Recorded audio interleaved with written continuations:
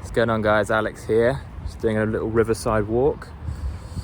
Krakow, Poland, lovely summer's day, sweating my nuts off. Wanted to talk about a tweet, an idea that I shared recently called, well, the tweet was, you can't outwork somebody who's enjoying themselves. Why do I want to go in depth on this idea? And why did it do so well online? Why do people resonate with this idea that you can't outwork somebody who's having fun, who's enjoying themselves? It's a potentially very significant and helpful concept, because a lot of people get into the mindset of hoping and assuming that the things we're working on, whether it be writing or joining the circus or working in a corporation or sailing a boat, whatever it is that we put our minds to, we can get into the tendency and the habit of assuming that our enjoyment is going to come from that thing. And this is important, because as humans, we want to be productive, we want to get things done, we want to enjoy our lives, and we want to include various experiences in our lives that are enjoyable and that we can put down as good memories, as opposed to going through life suffering and struggling. So the tweet that I shared, having given it some thought, given this idea some thought, you can't outwork somebody who's enjoying themselves. What this really points to is the reality that we all have this power that we can tap into, which is that we can self-generate our own enjoyment, no matter what the task at hand is, as opposed to relying on circumstantial situations to bring us the joy that we're looking for. I shared this and I got a response from someone who said, yeah, I agree. That's why we need to work on our passion in order to find more enjoyment in our lives.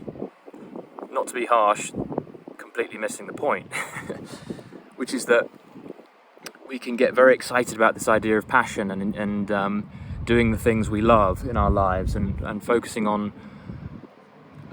purposes that we love, passions that we love, passions that bring us to life.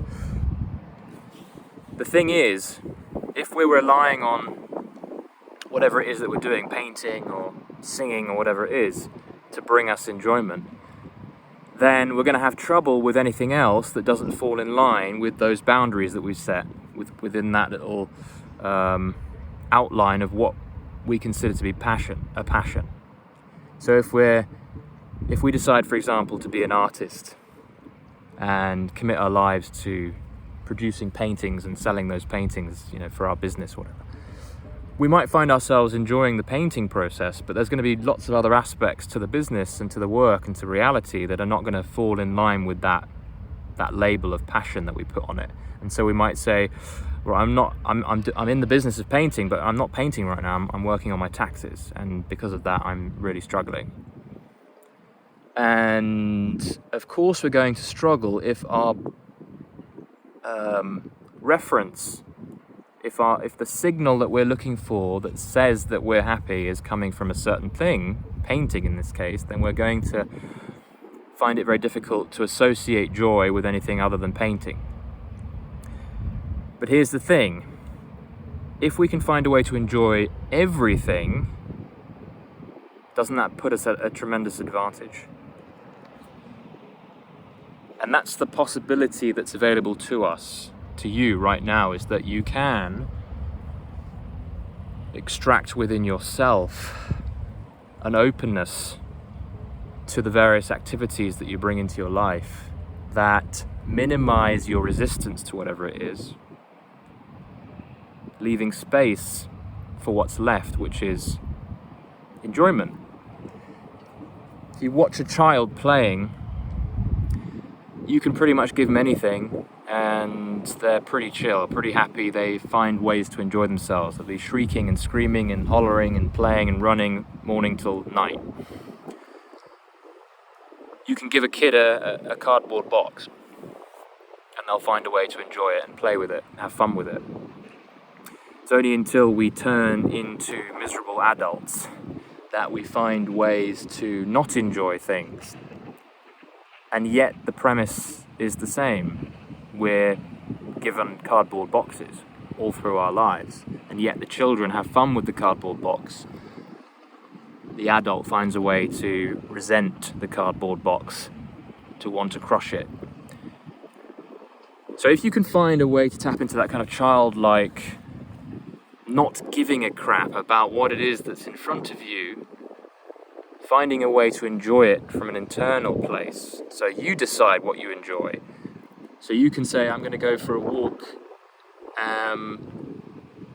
and you can treat it as a chore, like I need to lose weight and it's tedious and I'm wasting time and I'm getting rained on and it sucks. Or you could see it from the other perspective, which is that walking can and should be a fun process. And you get to see lots of interesting sights and sounds and dogs walking and colours and all that kind of stuff. So what that does is, and what the whole point of what I was saying initially is about, is that we get a kind of unfair energy boost when we are open to viewing things as being it's on offer. Everything is on offer to enjoy. There isn't anything that's off the table that we can't enjoy. And when we're in enjoyment, we are gifted with a kind of extra boost of power, of energy. You can't outwork somebody who's enjoying themselves. If somebody has found a way to enjoy sweeping, and you're there with a broom and you're sweeping next to them, but you resent the process, you're going to run out of energy far quicker than the other person who's found a way to enjoy themselves. So how does this apply to your life? The offer is there, the possibility is there that you can enjoy whatever it is you set your mind to. You can enjoy washing the dishes, you can enjoy being there with somebody who previously brought you frustration, by being present with them, by listening to them, by seeing the other person as an opportunity to learn something new, no matter who it is, no matter how annoying they've been for you over the years. Maybe you've got a spouse that just you can't stand anymore, but if you turn things around, you can say, well, look, let's see if we can find a way to enjoy my husband here, or my wife. Let's try this. Let's see if I can enjoy this. And you'll probably find that you're quite resourceful and you're quite creative, and you can find ways to enjoy yourself no matter what. That is the secret to longevity, to ongoing, relentless gifts of energy. And it comes from within. It doesn't come from outside. It doesn't require life to be a certain way to feel that energy. You don't need to have stumbled on the perfect passion, the perfect calling, the perfect endeavor in your life to be rewarded with energy. The secret is you find a way to enjoy yourself, which means that if you've chosen art as a business, you're not going to have a problem, because you're going to find a way to, at the very least, not complain about the process of taxes, right? And if you're resourceful enough, you will find a way to enjoy it, especially if you take things one step at a time and you get into the moment. You don't view it as a mountain to climb anymore. It's not something that's in your head. You've taken it out of your head. You're looking directly at it. That's the way to enjoy things, is ultimately to be present with it and to let go of the need to resist. Find me somebody who judges everything and I can find you a miserable person. Judgment, pushing away, pushing against those things in our lives that we think we don't like, but actually they're just things that don't need to be labelled. That changes everything. If we can find a way not to push against everything, the default state is a childlike play, and that's there for all of us to access. Give me your thoughts, guys, before I turn into a lobster here by the riverside. Always curious to hear your comments. Share whatever comes to mind right now down below. Do share this video with your mates, if anyone ever does that anymore. It'd be great if you found a way to do that. Like this video if you liked it. Do subscribe, and I will see you in the next video. Take care, guys.